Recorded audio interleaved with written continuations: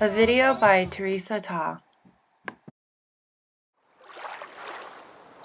For nearly 300 years, Brazil was one of the largest importers during the Atlantic slave trade.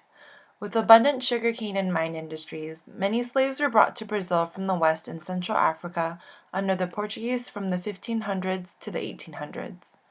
In 1888, Brazil legally abolished slavery, leaving many slaves at the mercy of creating their own lives following their emancipation. With the strong African influences in Brazil, it would soon create what we know today as the beautiful Afro-Brazilian culture. From finding a new religion to creating Brazil's national dish, African influences have created a rich, beautiful culture.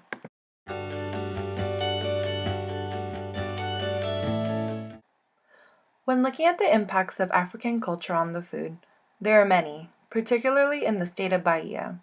In touring around Salvador during this trip, I was able to interview our driver, Alison, and dive into some of the locals' perspective on traditional Afro-Brazilian cuisine.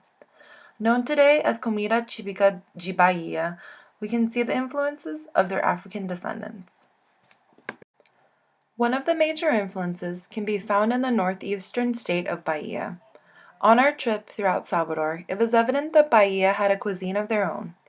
From our first group dinner at the Pestana Convento do Carmo, we were able to taste the famous Moqueca, a seafood stew, often made with peixe, fish, or camarão, shrimp. It's a blend of seafood, coconut milk, palm oil, tomatoes, garlic, onions, and bell peppers, served on a butter rice and a side of farofa. In walking around Salvador, I was able to see the food Alison had mentioned: acarajé, moqueca, vatapá, dende, caruru, and his favorite, caldo de cana, sugarcane juice. In exploring Pelourinho, we came across many stands of women selling acarajé, a food similar to many West African cuisines and a typical offering to the Candomblé religion gods. Throughout the historical district, you can see acarajé vendors dressed in a traditional Bahian wear, all which were female. When asked if there was traditional wear for men, our tour guide in Salvador, Daniela, stated that capoeira pants were their traditional outfits. Dating back to the days of slavery in Brazil, she mentioned that following the emancipation of the slaves, they created pants out of the bags that they used to haul sugarcane around in. Legend goes that the first thing the slaves wanted with this newfound freedom was a pair of shoes. During the times of slavery, Brazil's national dish, feijoada, was created with the scraps of the slave masters. Unlike the brown bean, the black bean was considered undesirable and low class, and turned into a stew with the animal scraps. Fast forward to today, restaurants like Casa da Feijoada in Rio has made feijoada famous, attracting tourists from all around the world and eaten on days other than Friday and Saturday, as it was typically in the past. In interviewing the owner, he has plans of expanding this to San Francisco and China. Apart from the wonderful cuisine created, the slaves also created the Candomblé religion and capoeira. Today, capoeira is seen as the Brazilian cultural art form, yet in the past, slaves used this martial art as a method of survival on their escape routes from slave masters. The game of capoeira served as a defense mechanism against opponents that would hunt them down. Fast forward to present day, capoeira is seen as a form of entertainment to tourists. In walking around Salvador after lunch, Hazel and I came across a roda and a game of capoeira in the heart of Pelourinho. Immediately, we were greeted by Mestre C, the teacher of the group, and he invited us into the circle to play the berimbau. The berimbau is one of the major instruments used in the game of capoeira.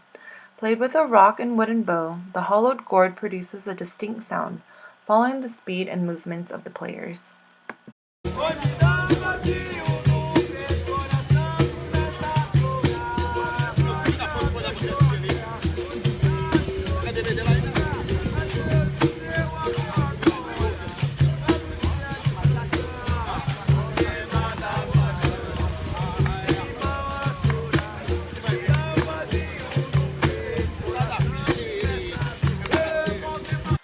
In chatting with Mestre C, there were several capoeira schools throughout the city of Salvador. In his school, his students played a mixture of capoeira regional and Angola. Regional is known for its quick, rapid movements, whereas the more widely practiced Angola was more controlled moves. Nonetheless, both styles were practiced throughout Brazil, from São Paulo to Rio de Janeiro. Despite its stylistic differences, many of the moves are the same, from the basic ginga to the meia lua de compasso. Having played capoeira in the past under Mestre Pita and Mestre Ojum, I was invited to play a game in the Roda, but declined due to my attire and decided to stick with the beaten bout as Hazel did. Originally from Africa, this instrument is also found in candomblé ceremonies. Candomblé is an Afro-Brazilian religion adopted from Africa. What once began as a form of preservation by enslaved African priests, this has become a large practiced religion throughout Salvador. In speaking to Alison, our driver, in Salvador, Brazilians are Catholic, evangelical, or practice candomblé. In our trip to the Museu Afro-Brasileiro, our museum curator spoke to the religion. Created in the 19th century by the large slave population in Brazil, many Brazilians have mixed feelings regarding candomblé. While many view it as good, others see it as the devil's religion and a form of voodoo. In the religion, you will find gods, otherwise known as orishas, who are adopted from African religions and later embody the dancers during the candomblé ceremonies. More. So she was showing me that this is a representation of one of the gods of Condomblé. They're called orishas. But she said that everyone feels like they're descendants of the gods.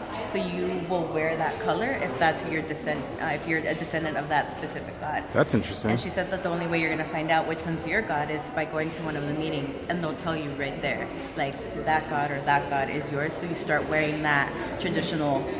How do they color. know? Huh? How do they know? So through whatever ritual that they go through. She didn't want to give me too much detail about that. It's exclusive. Like whatever ritual. Mm-hmm. Yeah, that's how they find out which one's your god. And so you start wearing that traditional attire to like represent that. Very interesting.